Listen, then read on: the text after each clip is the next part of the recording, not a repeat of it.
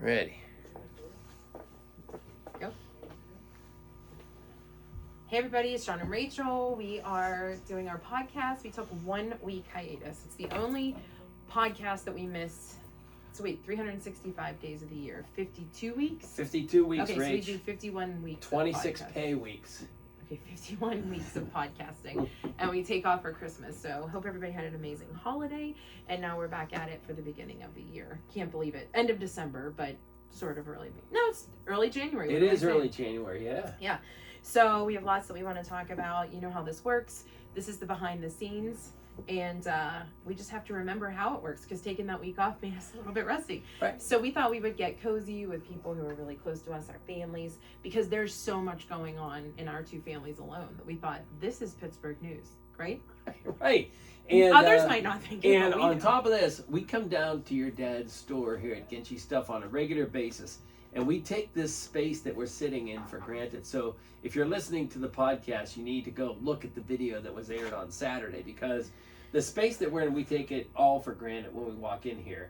Now we walk in, your dad has it conveniently, cozily lit. Cozily. I made that word up. And so a word. No, we're Johnny Angel's Ginchy Stuff. So we wanted to display this place because we have some secrets we're going to reveal at this little location. So again, this is where you see the behind the scenes. Make sure that you follow us, and make sure you're listening to us on the Odyssey app as well. Sorry, I couldn't remember the Odyssey. All right, so are you ready? This is how we start the podcast. Rorick Honda has a tracker, not for Santa or for packages. They are tracking the process in which you receive your vehicle. Once the perfect CRV, HRV, or other vehicle is selected and ordered, the reliable rep will continuously track its whereabouts to keep the customer updated. If that isn't elite customer service, what is? Visit Rorick.com for all of your vehicle needs. And now we will start the YaJagoff podcast from Johnny Angel's Ginchy Stuff, right down here on Preble Avenue, next to Bicycle Heaven. Do it. Is Collin mad yet? That sounded more spooky than doo-woppish. That was went with the like, cozily. Yeah, right. All right, so this is the YaJagoff podcast, and we're John and Rachel, and we appreciate, if you're listening for the first time, that you subscribe to the podcast. However, wherever you get your podcasts, or if you don't want to subscribe to it, really that's the lazy man's way to do it. You just subscribe to it. It comes. You don't have to do anything. But if you're not a subscriber, every Tuesday on YaJagoff.com is a new For sure. episode. Hit our website, click on the bar, and you can listen to it there as well. We have to give a shout out also that not only is it the YaJagoff podcast, but we're producing a couple other podcasts that you're going to be hearing about in the new year. Specifically, the one we just launched, which is the Merry Widows podcast. We're super excited about that because they are near and dear to us. They are a group of women who I've known forever and a day. I have stories about every single one of them, but it's 7 women who basically are talking about grieving and the steps of grieving, but they're the Merry Widows because they found each other. We've had them on quite a few podcasts, so you know who they are if you know us, but basically you need to go follow their podcast page because they have so much fun when they're together. They help you give tips and I don't know, just kind of navigate through life whenever you've lost someone. It doesn't necessarily have to be a husband, but... Listen, I think the greatest pitch for the Merry Widows is they have a Merry Widows and they take trips in it. Yeah. So that's what the podcast is about. They're more fun. I can't even explain it. Right. I mean, when I'm telling you they're fun. Or I'm showing my age. Right. Don't forget to listen to the Jagoff of the Week every week on every Friday, 10:55 with the Lista on 100.7 Star. And at this point, you know who the Jagoff of the Year was, but we want you to go back and check it out because we're not going to give it to you that easy. You need to go see. We literally scoured through all of the different ones that we've written about, and Alyssa had us on the radio to talk about who the Jagoff of the Week was. We narrowed it down. You chose. Who was it? Go check it out on the website. And a Talk of the Town every day at 4:55 with Kelly on 100.7. All right, so we have a bunch of guests, including People's Gas is involved with us, as you know, and they have some tips for us as well. But I love these winter tips. The cool part is they're going to answer our question of the day, and I don't think they even know about that yet. They didn't. Right. Okay. So now we're going to talk to, this is where it gets exciting because if you follow us, you know that John Angel is part of our kind of repertoire. We weave in the fabric of JA in everything that we do, especially like you said at the beginning, because we're constantly either using the parking lot at Ginchy Stuff. I mean, John, if we recollect on 2020 and 2019, actually 2021 to 2019, on the things that we did to kind of circumvent COVID, they were all at Ginchy Stuff. Yeah. Maybe not on the inside, This but on was the like outside. our secret space. Yeah, I mean, Right. because the parking lot has been conducive to so many things. The comedy shows, the outdoor, who was it? Hermie and Harry with Yeah, little dueling pianos. I could not think of their name.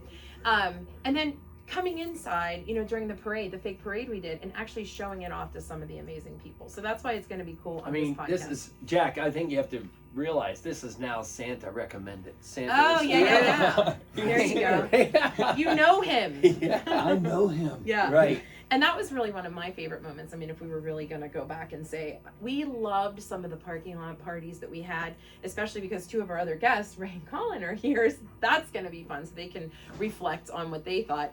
But my favorite to date was the parade, because we did it for St. Patrick's Day, if you remember, and it was fun. But nothing beats pouring down rain in December because let's face it, the parade was canceled, the traditional parade, the holiday parade that WPXI did. There was no disrespect to them, but we wanted something to happen, so this was perfect. What did you think of it? I loved it because, first of all, the way you guys created it. Yeah, that we're good creators, John. You're a great creator. It was kind of neat because you're used to seeing the parades on television, especially the Pittsburgh parades on television, right? And when they do the interviews on the live, you know, you'd see them and it was kind of neat and this and that. But most of it looks like, in my opinion, you know, you planned it out. Right. You know, quick, staged. Yes. This was like real. This was like a real parade. Real fake. we didn't, as you know us, Jack, we don't hardly plan out the day, let alone a parade. Yeah. And we didn't lip sync anything, right? Nobody got out of a limousine because we didn't have enough money, but nobody got out of a limousine and lip synced anything. Everybody sang live. Totally 80s. Mark Ferrari. Us? Yeah. On the sizzle reel, it's pretty funny because it's me literally like grabbing the mic essentially off Liz from Totally 80s. But yeah, it was such a good time and we loved it. So, you know, it's easy for me, Dad. I talk about this all the time that we have people on our team working with you because I lived this for 45 years. And I joke that all of the things that you see within Ginchy Stuff were at some point in our attic or somewhere housed at the house, right? Sure was. And that's a true story. But there are things in here that realistically I didn't know you had. So we want people to really know, as we've said before, this is a hidden gem, you know, and you've said it yourself. People don't realize that it's here. So first of all, start with why here, where you're located, and how you kind of go about picking the things that you have showcased. The reason I'm here is because the location. I grew up in this neighborhood, you know, so when I was born and raised in the Woods Run area down here, and this was all industrial where I am now, but right across the street from here was row houses until they put 65 in. So there was a lot of history. So even stop there. So for people who don't know, it's R.J. Casey, right? Yes. Industrial Park. So in typical Pittsburgh fashion, I say on your way to the casino. So off of Beaver, right? That's right. Okay. That's right. And when you come in here, a lot of people remember Chateau Plaza and that, which is no longer here, but this was behind that. Okay. And it's kind of neat for us because when you come down here as a child, we used to ride our bikes down here, and we used to swim right. One of the buildings that is no longer here, they used to have this big beam that came out, and I guess they loaded the barges with them. Okay. But when no one was working, we would swim down here, and you'd jump off the beam into the river, which was kind of cool, you know. So there's a lot of childhood memories here, you know. But you know how I'm proud of my roots, especially Northside, and this is such a major part of Northside. This is the Manchester section, right? And it was kind of neat for me to come down here because Bicycle Heaven's right here. Right. You got the Manchester Craftsman's Guild right next door to me. And I went to high school with Mr. Strickland. Right. We went to Oliver together. Sure. And so there's a lot of history for me and a lot of memories. So when I was putting this together, I had a little collectible store, as you know, up on California Avenue. And Craig Morrow from the Bicycle Heaven used to come in quite a bit. And he said, man, you need to come down next to me. You need more space. You need more space. Yeah. And nobody realized how much I actually had. They thought I had this little store full. So whenever I come down and looked at this, it used to be a restaurant, and I did everything in here myself. All the cases, everything that was framed. But this was all in my warehouse, which was my buddy John Gajetta's mother's store at one time. In Wilmerding, right? In Wilmerding. Yeah. Because there's no Winkies in Wilmerding. But you have to even stop there, because this is the most common misconception, I think, for people. So they go, but what is it, right? So you always get the whole, what's the word Ginchy? And basically it's a 60s word, right? 50s, really. Oh, yeah. 50s. Okay, that means like cool. It does. Okay. But when you say you built cases, I think you have to add a layer, because people think they come in and it's just pop culture. You know, as I described on something I wrote, it's every decade, you know, from the 80s to the 20s. But when you say built cases, explain what that means. I have actual tuxedos of some of the entertainers that I've worked with, and some of the jackets from people, and some of the stage wear, like from Eugene Pitt from the Jive 5. And I have stuff here from Chuck Berry and from James Brown and all the people I've worked with. So I build cases, display cases, so that we have, when you go through my museum, it's not just pictures of me with the people I've worked with, but it's actual memorabilia from the folks that were historic. I mean, sure. Their music lives on to today. And historic in your life, right? Because as I've explained to John, and you can jump in, I know that we're just having a conversation, but when we were in Mercer County, and I said that's where the Vocal Group Hall of Fame was, that had to be part of the inspiration, right? Because that's exactly how they had it. You literally walked through time, and they had specific displays. I guess the Cleveland, the Rock and Roll Hall of Fame is similar, but this is more personal, right? So it's people mainly who you've performed with or wanted to perform with and sent you things as momentous things. Yeah. The majority of it is people I've worked with. I either sang background for them, played drums for them, or our band actually opened for them. It was on the same stage as they were. And in a lot of instances, we would perform and we backed up all their music. So it was like, when you come in here, there's memories of everything. When you walk through here, I have a story for everything that goes in here. I could actually spend about 3 or 4 hours just there in my John, pool. that's where you insert John. Right, because that's what I love is I go through and you'll say, oh, this is so-and-so, and I don't know who that is. Then you'll sing the part of the song that they were involved in. I'm like, oh, of course I know that song. Right. And, but, you know, switching subject for a second, this is a lot of what used to be. And what I have really enjoyed watching is people like Byron Nash and Mark Ferrari, who we talked about in the top of the podcast. They come in here and have an appreciation, as current musicians, they have an appreciation for your career, and they have an appreciation for all of the stories that are in that are contained in all of the things here. So this is like a respectful hallowed ground for them for newer musicians. Yeah. True. It's kind of cool to see them come in. So what it's like it's sort of like you're the guardian of the past, but you're helping the new folks understand the past. Do you see yourself as that? I didn't at first, but as I started to see some of the folks that were coming through here, and they were asking me questions, which I didn't think anyone wanted to know about the old days. I mean, I really didn't. And like when I started, and you sang on a street corner, I mean, everyone thought we were going to make it big. Some did, some didn't. I was very fortunate that we had a record out when I was only 15 years old. So I got to meet a lot of my heroes in music. So I learned from the bottom up, understanding all this. So when young musicians come in, and I'm talking about like Mark is a great guitar player, great singer. I actually managed his group when they were coming out of college. Okay, so watching him grow is incredible. Now, he didn't even know half of this stuff. He'd come to my house a lot, and a lot of it was at the house, you know. Or at the restaurant, yeah. Or at the restaurant. But they didn't really realize the history until they came in there. And then it's almost like going back in time. Right. And I can answer questions because I was there. Right. You know, it's... Yeah. Yeah, and I love the fact that it is more of a respect thing, like you said, because, you know, it's funny, we, as you know, Dad, we have musicians on every single week, because how do you not preserve the fact that's the greatest art you can give is local music?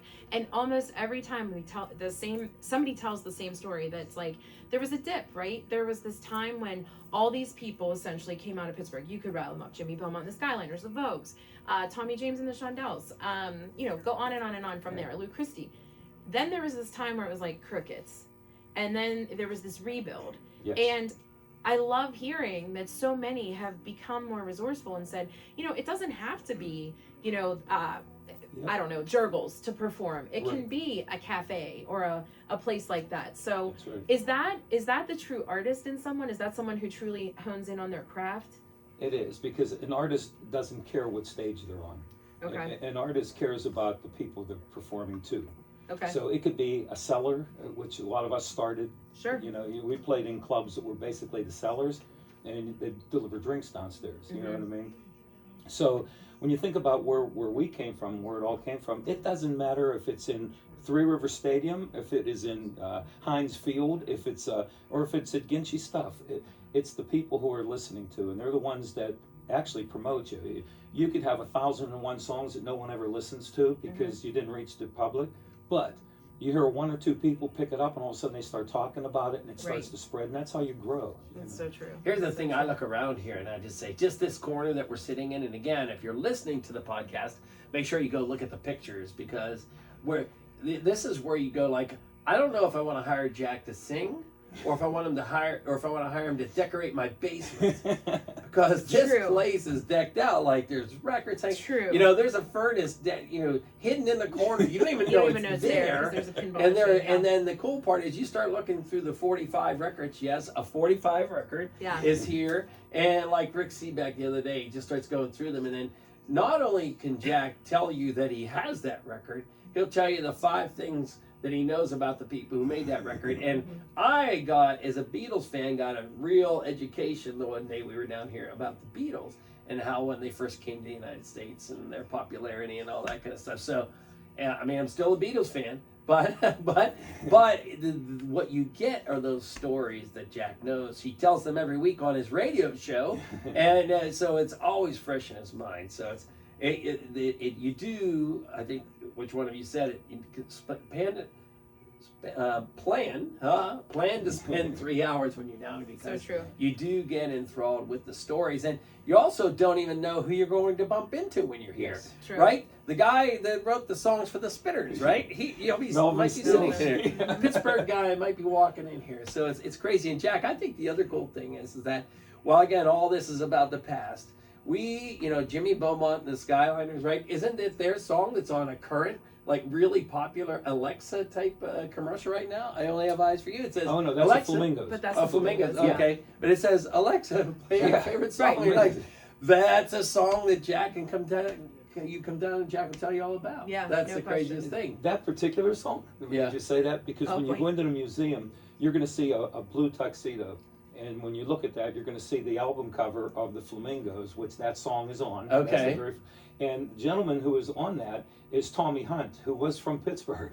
He no was relation. From the Hill District. No well, relation. He always tells everybody that I'm his little brother from the lighter side. I love him. They're of different descent, but and he lives in a castle over in England, and we keep in touch. And he's written some songs for us that we've never recorded. Wow. Hopefully, when I get older, we'll do that. But it's kind of neat, because when you see that kind of stuff, and here's a guy that came from the Hill District. He lives in a castle in England right now. That's crazy. Yeah, right. Here it is. What a story. So we want to talk about why we're on this stage, but a couple rapid fires. Do you have any?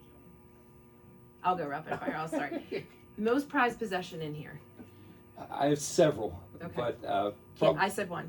All right. Well, I'm going to tell you the first 3, and we'll build up to that. No. Probably my biggest one is because everybody knows how much I love the Temptations. And Temptations, my favorite song is My Girl, of course. And in my museum, you will see a lot of pictures of the Temptations and stuff like that. And I became friends with a couple of them, one being Otis Williams. And I have the original script from the movie, The Temptations. I have it right here, signed by Otis to me. And when they were doing the movie, because it was filmed in Pittsburgh, they needed somebody that knew what it looked like in the Detroit area at the time when the Temptations were coming up. And there's places like the Rooster Tail, where I've been to, and the 20 Grand Club and stuff like that. So Otis asked if I wouldn't talk to some of the people who were involved in the movie. And they brought the producer and the director and all the important people. And they came to my house, and Mary Lou and I cooked for them. And then we went out and found all the locations that are actually in the movie. And 2 of the places were clubs that I was helping to run at the time, the Emerald Room and the 3D. And they converted it into the two clubs, the 20 grand. Which and is also now the Roxy-Inn. The Roxy-Inn, exactly. Yeah. So make the story, because the story goes on forever. But I told Otis at that time, I said, if you ever need a fat white guy to be a temptation, I'm your man, and they got a chuckle out of that. And I said, man, my favorite thing in the world is the Temptations. If I could sing with the Temps once before I die, that would be it. So fast forward. The movie isn't out yet, but it's starting to come out. They're doing a Motown show here at Star Lake Amphitheater, and Otis is on the bill, and I'm the MC. I'm emceeing the whole show. So he says to their road manager, see if Red, they called me Red instead of Johnny Angel, see if Red wants to do My Girl skit, which normally they bring an entertainer from that city to do a line in the Temptation song, and you wiggle your hips and do all this stuff. I said, I would love it. So when I get there, doom, doom, doom, doom, doom, doom, and he goes, hey, Pittsburgh, you all know him as Johnny Angel. This is our buddy, Red, and come on out here, man, join the Temps. And they hand me the mic, and we did the first couple steps that we did, and I sang My Girl with the Temps back, which is dream come true, you know what I mean? Yeah. Oh my God. So the most prized possession would be the whole museum that's dedicated to the Temptations. Yeah, right. What's your question? All right, so up in the front, there's a candy jar, which I'm very familiar with. My favorite thing is Smarties. What's your secret vice out of the candy jar up there, Jack? Anything? I remember when I was a kid growing up on the north side, and we had these little stores that were ours was Lou's and Mary's. And Lou and Mary's was had a big candy counter in the front. And we would collect pop bottles to get some money so we could buy some penny candy. And I remember standing in front of that case and seeing all those pieces of penny candy that I loved. So when I opened the store, I said, I gotta find penny candy, and that's what's in there. It's all penny candy and Smarties and all that kind of stuff. And so anytime kids come in, whether they're looking, buying, doing anything, I give the kids a piece of candy because it reminds me of when I was that little kid. Okay. And so Smarties is one of the favorites. And now this new young kid comes in, his name's John Chamberlain. And he absolutely loves Smarties, so we stock it. All right, so we're on this stage for what reason, John? All right, so this stage that we're sitting on, and again, if you're listening to the podcast, make sure you go look at the videos, but because we are going to start doing these little acoustic type music venues here, music performances here. And are we allowed to say who the first one's going to be? Mm-mm. Okay, we're not allowed to say who the first one's going to be. But I mean, it's legit. what you should do is follow the Johnny Angel's Ginchy Stuff Facebook page, because that's where the announcements will happen. And you'll see some of the things that Jack talks about. But this is where, in 2022, this is where we're going to be collecting to really enjoy music. Now, you might be able to enjoy it on Facebook Live, but it's not like being here, Right. because you don't get to come and see all of the things that are here. So And I that's why think we're on being this safe, stage. COVID safe, right? Yeah. We all know that it's not going anywhere. So let's figure out how can we be smart about being out. And so we're going to make sure that there's a few seats set up, and this is going to be like a little cafe. Up close and personal. Up close and personal. Which makes I it love it. special. I love No it. doubt about it. And All I think the artists like that too. I've never been an artist like in that form, but I have to think that they Can like Collin that. Chamberlin perform here, or is that not a place? We're gonna have to ask him. Okay. Yeah, All right. good segue. Yeah, I thought so. All Colin, right, if so you want to make as we your go- way, as we Colin, call make it- your way. As we call up Collin Chamberlin, we're going to Colin. listen to. We're going to listen to our faves from Ireland, legit. I mean, they're from Ireland, and they're the Screaming Orphans with their holiday take on some holiday music. But before we do that, question of the day. You know it? No. Come on, Colin. Oh, sorry. Collectible item that you could not live without. That's a tough question for item. this guy. Yeah, I know. Everything John, in- you knew what it was, though. Everything Why are is- you acting but like everything he's in not here is a thinking? collectible item. Yeah, but what's the one he can't live without? Okay. What are we putting in your casket? See, he knows the answer. I have Hey, a Colin. I have a shrine built to this guy too. Nat because King he's Cole. one of my Oh. heroes, and that's James Brown. Ah, And, yes. Jump back, kiss myself. All the things I have here from JB, and I love the man to death. Uh-huh. I have a book of personal items that people have sent me. And James Brown sent me a Christmas card every year till he died. Yeah. And And we have the same birthday. we have the same birthday. I do. No, me. I know you do. Me, Roman, and James Brown. Yeah. And Becky Hunt. Yeah. All right, listen, we brought you up because you're cut from the same cloth as J.A. Yes, we really are. Colin, try to be serious for I am 2.5 serious. minutes I'm and being tell serious. us why you love J.A. I love your dad. Did people know it's your dad? Yeah. Oh yeah. How I did they didn't not? want- We've made no secret about that. Yeah. No, yeah. I have a striking resemblance. You don't tell too. anybody, do you? I love your dad because he's just a easygoing dude. Yeah. You know? He's He's not. Well, that's the crazy thing. I hear all these stories about how he isn't, but every time I've interacted with him, he's always been very laid back. I But don't know, from it's your just- perspective, I mean, you're a young guy Yeah. with, obviously in the same field that he is in all Mhm. seriousness. What is it like when you walk into Ginchy stuff? Because you've obviously been here quite a few times. Yeah, we come down here. We did the shows here, the Yes. parking lot shows. You love them? I was a part of them. I'm happy that we moved on. I'm From happy the things pickup are getting truck? better. I'm just happy things are getting. Everybody's doing better. Yeah. That's a true story. I'm shocked that the thing that we're here to talk about, Colin's new released album, I'm shocked that it's not called From a Pickup at the Parking Lot. Yes, I because really he would would have want thought it that. would have been an ode He would- to us. Yeah. I know. Because it's the Because SB. I wish. No, I like coming here. It's got all kind. I mean, how could you not? It's got all kind of cool stuff. It's got, if you like music or show business or entertainment or anything like that, it's got a million things to see, books, records. I mean, I feel like every time I'm in here, You find something else. Well, that's something else. so. We were just talking to Jack about that. As a younger person, so you do know music, He kind plays the of on your piano. own, and Okay. and the question is why is this place intriguing to someone your age? Well, I don't know. I mean, I just think there's, you don't find a lot of places like this. I think your next guest would also agree that, like,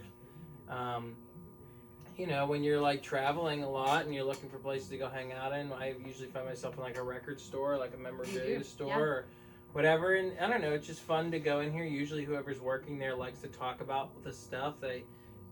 I don't think anybody gets into this kind of line of work, owning a store like this, because it's so hand over fist lucrative. True. You know what I mean? Like they have to really like it. That is a like, true so story. like because of that, you like get to like have like a good human interaction. Yeah. You're not just walking into a store where nobody talks to you, nobody says anything. There's no, like, if you come to this store, you're interested in something that the person that owns this store is interested in. And can talk So you about have it. like That's a good point. common Yeah. trait already. Okay. All right. I'd almost think that even if you have no interest, or you think you have no interest, You find something. you could show up and he'll hook you. Yeah. Right? Yeah. Yeah. You will Like, go, oh my in God. conversation, not Right. Yeah. Not right hook or left hook. Right. maybe Yeah. depending. So Colin, you're obviously Yes, here. boss. This is what happens. Colin comes into town. He's obviously, in case you don't know, he's John's son. I'm John's son. And you're Aw. Jack's son. I'm Daughter. Jack's- I'm a girl. Yeah.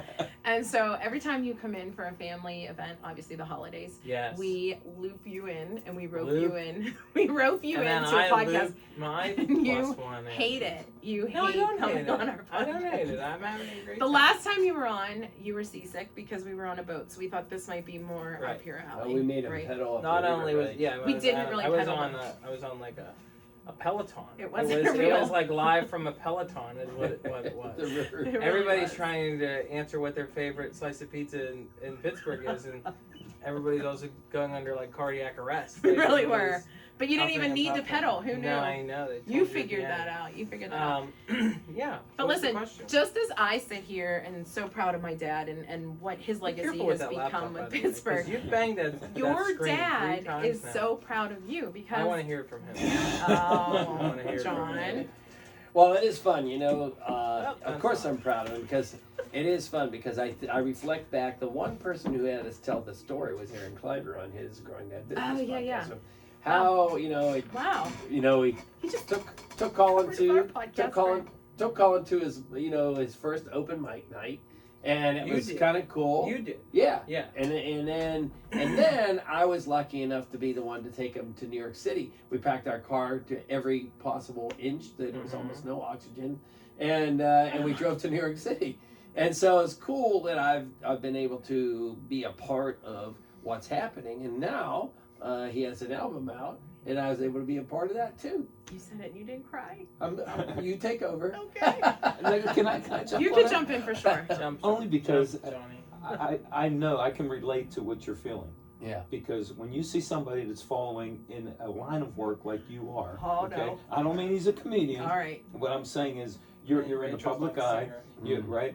And when you see your son doing something that you absolutely love, just like I watch my daughter when she's on television and on the radio and all this stuff, and you get so proud, and you know that maybe all the things that you thought and did when you were having children, maybe it wasn't all that bad. Maybe we did some good That's a good stuff point. somewhere. Yeah, You know? Or maybe it was so bad that it drove them into a line of work where every night they go, "Give me your love." You know, Give me your the way I approval. look at it is that, you know, I've been fortunate enough to have cool experiences. I'm certainly not a millionaire, but I'm a millionaire Far from it. Certainly a millionaire in experiences. Absolutely. And so the last thing I would ever want my kid to be doing is, if they want to be something, you know, that an accountant or whatever, I'd love them. I would just want them to be the best one. Even I used to tell them, if they were wanting to clean toilets, just be the best person who ever cleaned toilets, right?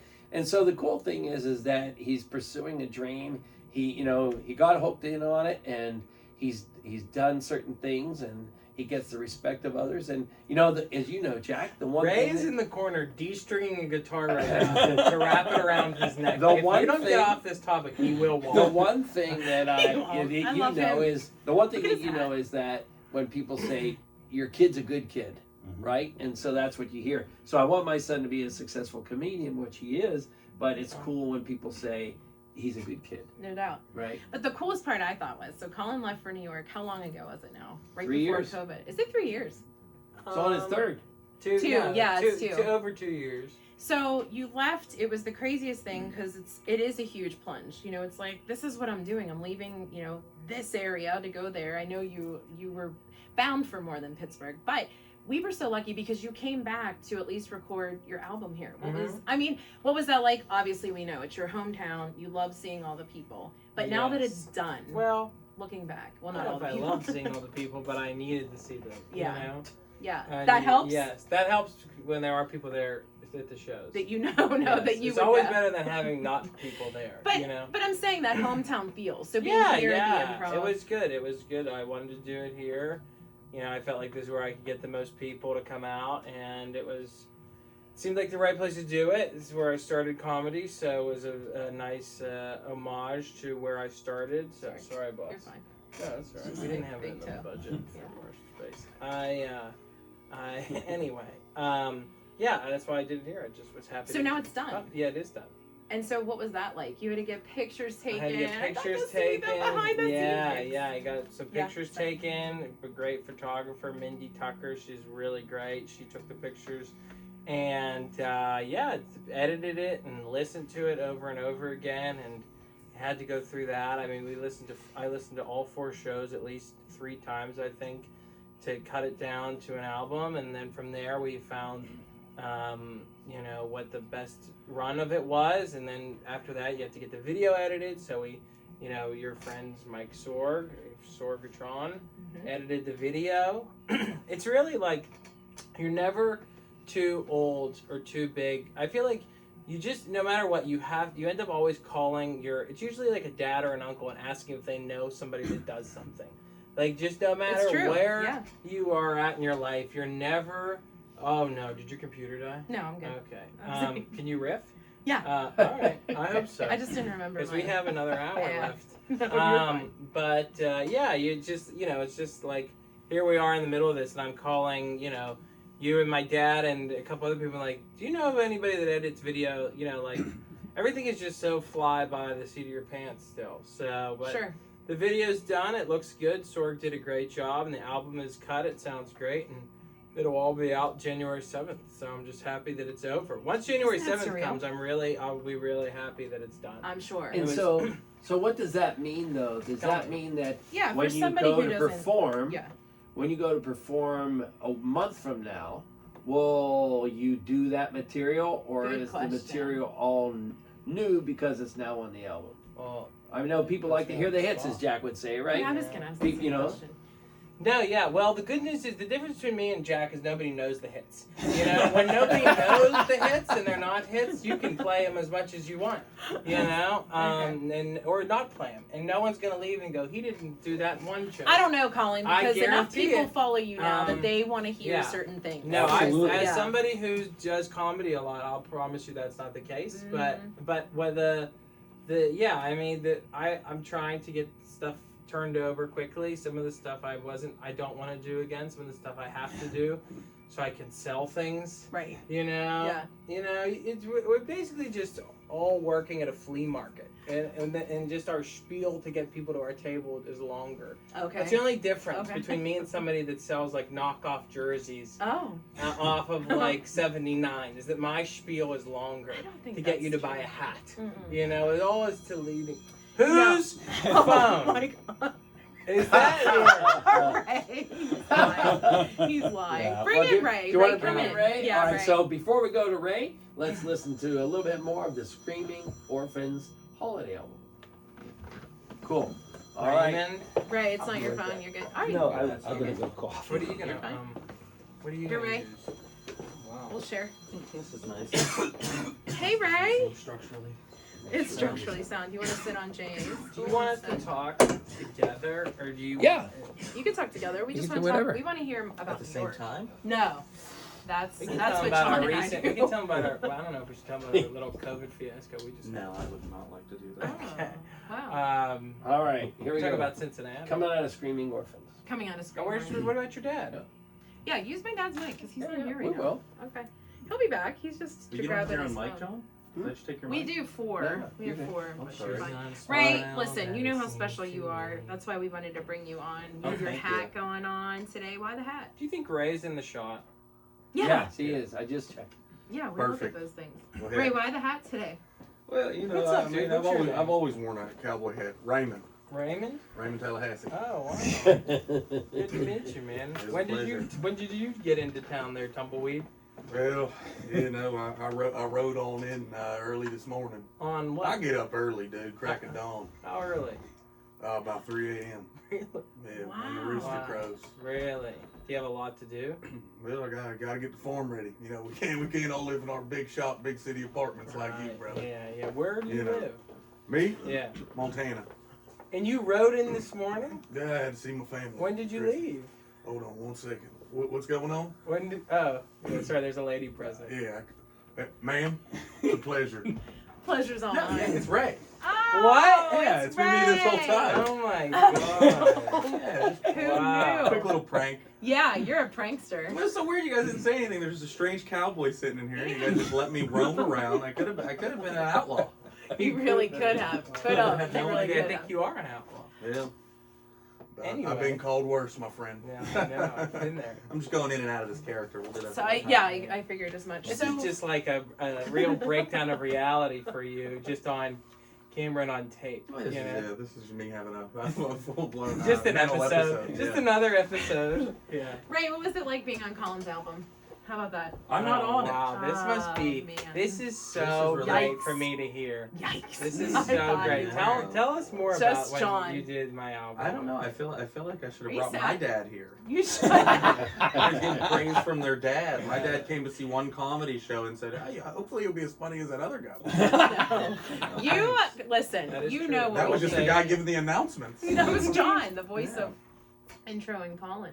So, Ray, I don't even know this answer. Were you into like improv and things like that, and then comedy, or did it all kind of like? No, I was in musical theater in high school. Get out. Yeah, had roles in Les Miserables Gene Kelly and nominated. He was not. Susicle the musical. You were nominated for a Gene Kelly Um, Award. I'm not personally. but Your high the school. entire cast. Yeah, was the- nominated. yeah. Yes, multiple What times. did Yeah. you? Yeah. Look at that. And then went into comedy when? Went into comedy when? Right after college, you know, I went to school for broadcast journalism because I saw Anchorman when I was 17, and I wanted to be him, but that's not really how the news was anymore. Mm-hmm. So then I Or was ever. like, I'm Wait, gonna well, do you something. found out when did you find out? How many years outside of college did you find out that the news was not like the movie, Like the film fake Anchorman? movie? That's Senior fake. year. Really? Yeah, That must have there been was really no crushing. turning Because back. yeah, there's no switching I majors. at that couldn't be like, I point. want to be an accountant. Right? It Yeah, didn't yeah, work that yeah. way. No, yeah. And I can't Wow. add anyways. I couldn't. Ray, you have a different kind of comedy than Colin. So Well. like you go into characters. Colin is telling as more of a storyteller. You go into sort of characters that if we watch you both on Instagram, it's a little bit different. I mean, whatever happened to the arm wrestling character that you used to do on Instagram? Oh. Did that arm wrestling character That wasn't go a away character. because of... Oh, I apologize. No, I was training to be a professional arm wrestler, and COVID really put a damper on that. And then I started seeing videos of arm wrestlers and watching a lot of stuff. They're way stronger than me. Oh, okay. So that's a problem. They've been doing it for years. Me, I was just gonna start in my 30s. And you know what? That is the most Ray Zawodni statement. Thinking to see something on TV or online and go, I want to do that. Find that it takes years of training. And go, well, I guess it's just You can't do that. yeah. I'm done. I need I'm instant done. gratification. Yeah. I also have thin wrists. It's a Zawodni curse.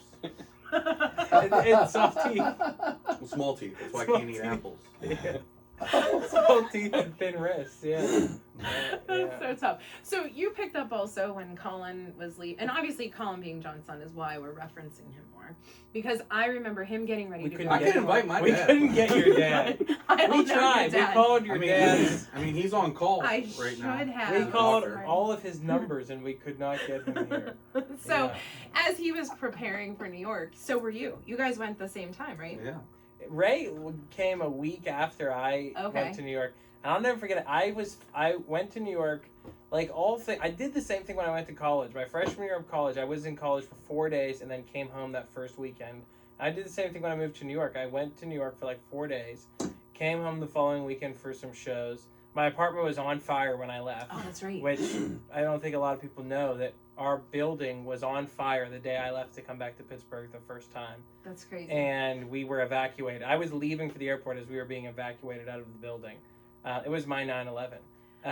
But, you know, I just FDNY is throwing my suitcase down a flight of stairs. Wow. But yeah, but then when I got back, Ray picked me up from the airport. And it really, you have to admit, like for the first, I mean, it was an issue because we didn't have any money, especially after this. But for the first like 3 months, it really was like we were on a college campus. Like it felt like college. it felt like summer camp, and that it was all just going to end, and our parents were going to pick us up at the end, and nothing cost any money. But it never and- did. In They hindsight, never- my mom probably should have came and picked me up. Yeah, She yeah, just yeah. Came and yeah. got me, and then I could have joined my family business. What's your family business? Alcoholic, I think. I don't know. No, it's not. No, it's my father's a maintenance man. I could have worked. I could have been fixing things and Huh? Are building you a stuff. fixer? I didn't know this. No, I don't know how to do Okay. any of it. But Is that because you're weak wrists, thin wrists? no, my father also has thin wrists. He has stronger forearms. Okay. Yeah. To make up for it. So you went to New York, and so now you guys have been there for over 2 years. And you've started your own kind of series there because, as I said, you became known here for some of the shows that you put on, not the parking lot shows. We understand. They I were- love the parking lot. Thank shows. you, Why do Ray, because why do you Collin rips on them. He I don't them rip too. on them. I think they were a necessary thing. Yeah, you know? but we just don't know when they end. I didn't want to do it. I don't want to do it now, but Yeah. I think at the time it was fun. Yeah, you get some people out in that parking lot and you pull the truck around. I'll get out there. I'll tell I them. love it. I'll I tell knew them you some would, giggle Ray. 'em ups. I knew you Hell. would. But tell them how hard it is, though, to do the parking lot. Because, Yeah, you it's know, the you're used to a worst. certain thing in a club, right? That's a good Well, point. that's kind of what happened is we were getting down after some of these outdoor shows and like Zoom shows Yeah. because it was the only shows that we were doing. So in our head, we're like having the expectation that we would have performing at a club, especially when there's like 100 people Yep. outside or 60 people, however many people came, and then you just don't hear them, and they're Yes. also not like, you know, they're not even used to being out there as well. So Sure. it's difficult for the audience.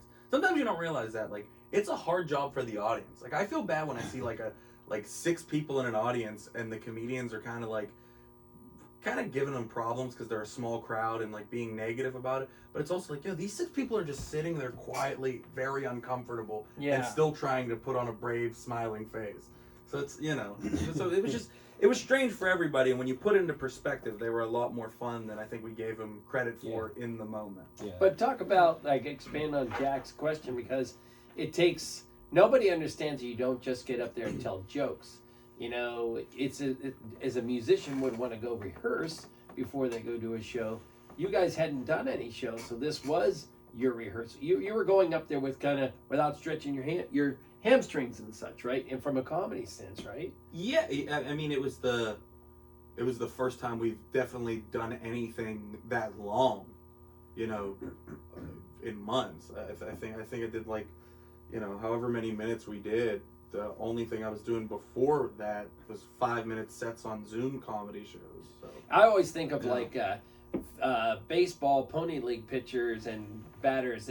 Their coaches didn't want them to do wiffle ball because the timing was bad, right? That you'd mess up your timing, and I'd have to think that this kind of screws up with your timing because within a comedy club you have there's a certain instant reaction where when we were in the parking lot the timing was a little bit different, right? Oh yeah. Well, the other thing was, as you were saying about, not being in practice or not being like doing the shows where you rehearse, is I couldn't remember like the next bit. Like that's why I had to have a little sheet with me, like sitting off to the side, because I would, I was lost. I didn't have any like rhythm. How many times after those shows did we, whether we were together or not, where somebody's just, I think, luckily we never called each other at the exact same time to get like a busy signal, because it was almost instantly where I was calling you or you were calling me, and whoever picked up the phone was just hearing this conversation that was already started. Oh yeah, like somebody was already screaming about like, and the other thing is they don't have any lights. Like I mean, it was. It was insane. That's what like you two were like kind of like downplaying like the show out there, or like saying it like that was amazing compared to some of the things that we did during the pandemic. What do you think the worst thing we did was? I hated the driving. We did a driving where people didn't even get out of their cars, but like the stage was set up beautifully. It was like a huge stage, and instead of the people getting out of their cars and laughing, they were just encouraged to honk or flicker their lights. And you want to talk about timing being off? Yeah. It's like, there's not. It's like doing stand up in the middle of rush hour. But you felt like if you didn't do it, you were like missing out. Like you wanted to do it, you knew it was going to be bad. It was like abusive almost, to where you go and you do these shows where they're going to be bad. And then, but you want to do them because you want to do a show, but they're going to be bad, and you're going to feel like there was no winning.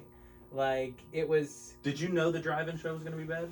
Yeah, I mean, I had a feeling like a field in Indiana where people were like honking at us was not going to be. Before I knew about the honking, I saw the cars driving, and I was like, "Oh, this might be nice. Maybe we'll get out." It's packed, right? Yeah. And then I was impressed by when you guys took the stage, right? Because as an entertainer, I understand what you have to go through, and you read and you play off your audience.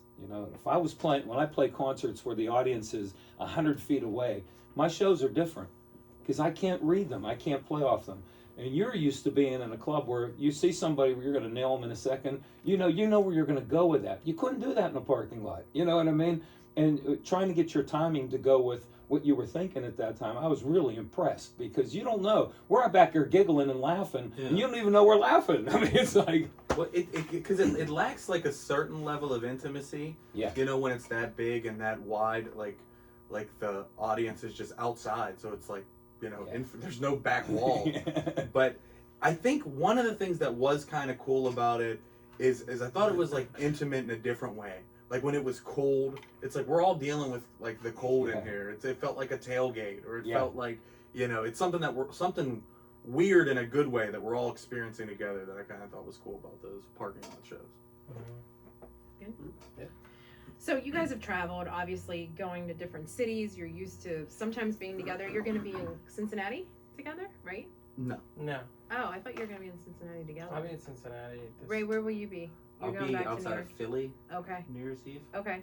And what is it like to be in New York? Because as I started to say before, you started some things here, whether it was at the Improv, whether it was at the Arcade Theater, whether it was at 565. You were doing small shows that, again, Pittsburgh was just sort of, not to down Pittsburgh, but it was a stepping stone to go to a bigger place.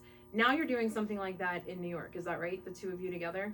Yes. What's that like?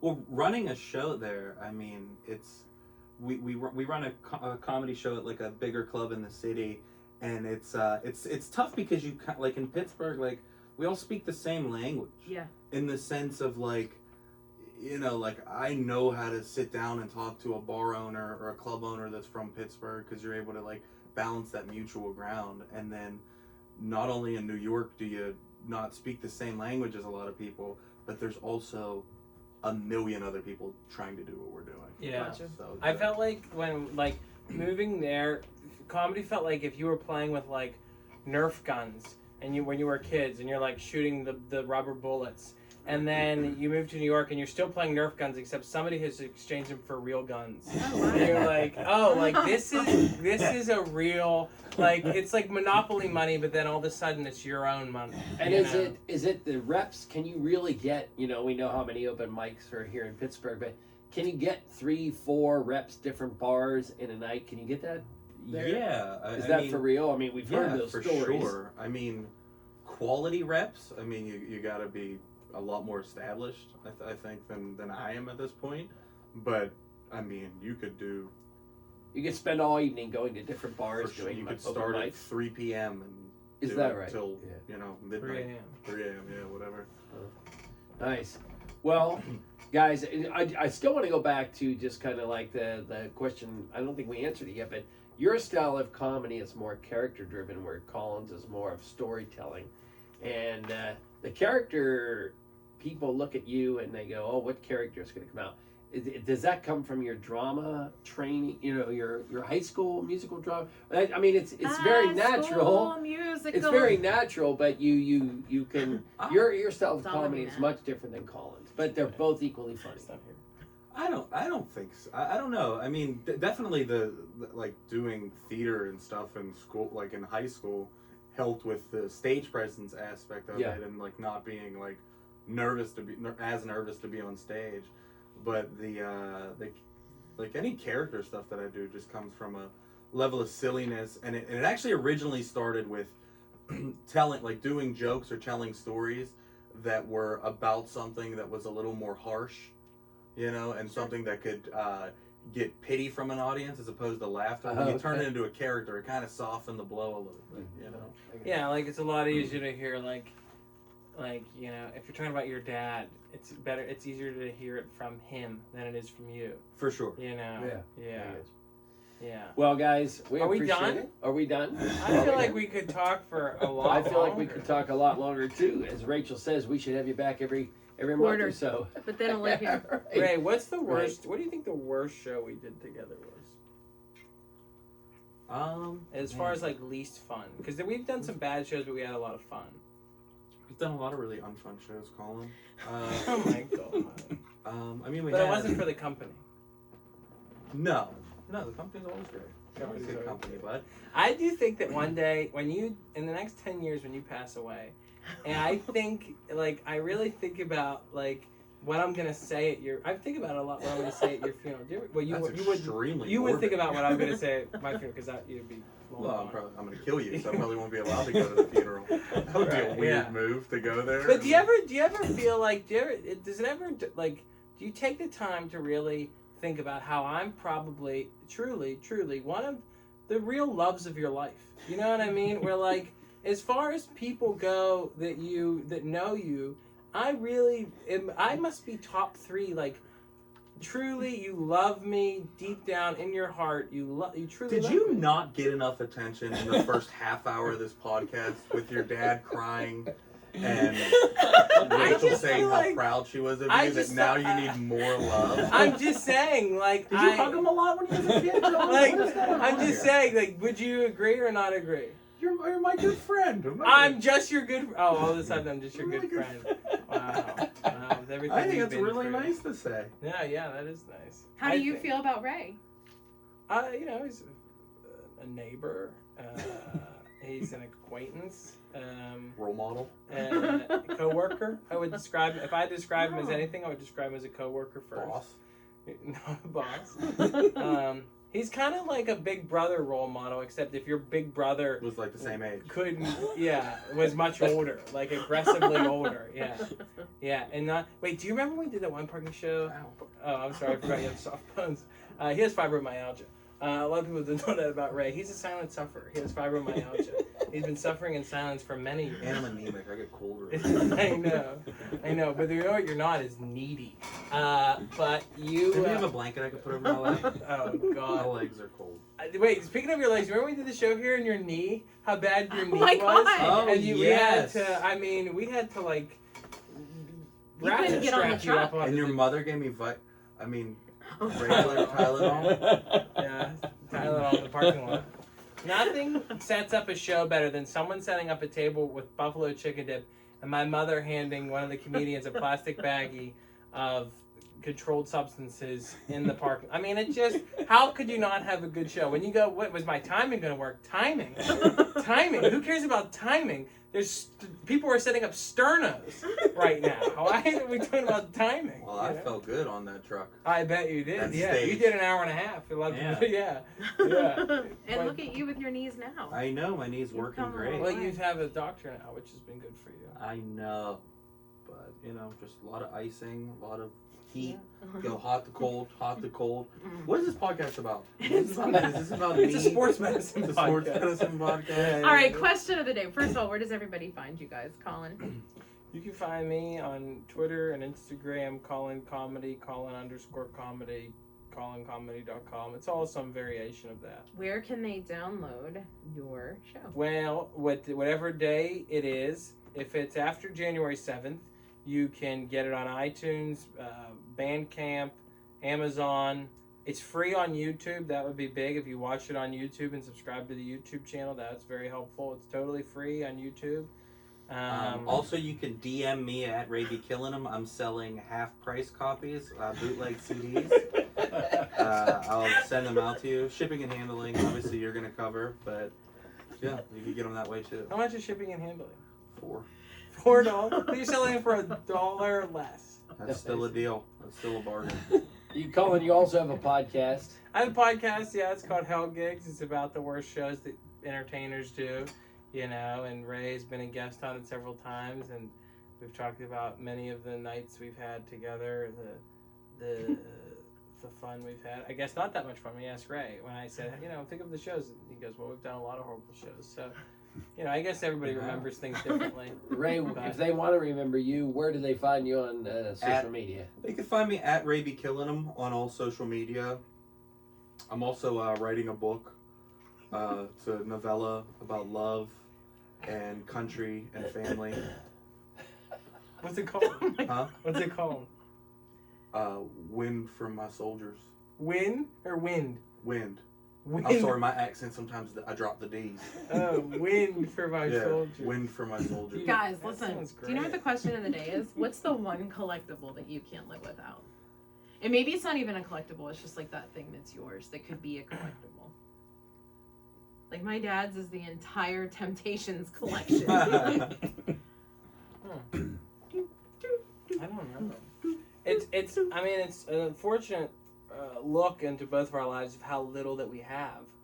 Nothing really makes you think about where you're at status-wise than being able to fit all of your worldly possessions into an infinity. My dad's infinity. Like when you can get everything comfortably in to an That SUV, is so true. nothing goes. Wow. Not a lot of accomplishments here. I understand, yeah. When it's all soft bedding. I have a collectible that I probably could live without, but for some reason I have brought it every single place that I've ever moved. I have this ceramic lamp that my mom made that's a Batman lamp, and it doesn't work. Aww. It hasn't worked, and it's just taking up space. This is a good reminder that I gotta Could get you rid of sell it at Ginchy Stuff? Maybe you could find out. Maybe. Maybe there you Used go. by Ray. Yeah, Used that's by- I a have my fingerprints all over it. wow. I have a That's bronze awesome. fish in my kitchen that I've had for a long time. Wow. A bronze fish that I think my sister bought me that I've kept for a very long time. But I could most certainly live without it for the right price. $5, $10. All right. Well, Rach, I guess at the end of the day, download Colin's At the end of the podcast, day. follow Ray on Instagram, and buy his book.